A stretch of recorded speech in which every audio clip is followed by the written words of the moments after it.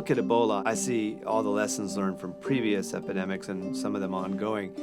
In no instance has there been a big turnaround without the involvement of civil society. Everywhere we work, we've seen fear and conspiracy theories around fatal illnesses. What's the best way to attack fear and conspiracy? When you can link a public information campaign to real action on behalf of the afflicted, then you start to have survivors who can say, you know, I had Ebola and I went to a center and I had to be isolated so that it wouldn't infect the rest of my family, but I survived and I got good care. We need that to happen, and that will be a major way to combat stigma and fear, to improve the quality of care. There's a lot of confusion about where Ebola comes from, not just in Liberia or Sierra Leone, but in the world at large, and even some medical experts who think that the fight is against the virus jumping from animals to humans. It's not. It's person-to-person transmission because the caregivers aren't protected. Whatever we call these places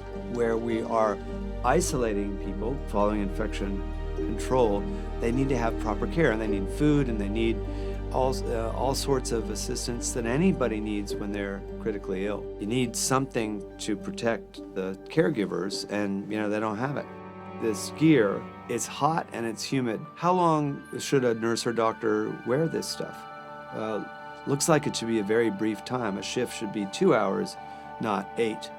And then the personal protective equipment needs to be destroyed. And then all this, happens again. So it ends up being a very demanding effort, which is all about systems, right? Every 20 days, the epidemic is going to double again. If we do have decisive action, which it feels to me like we might be mustering right now, then we will turn the epidemic around.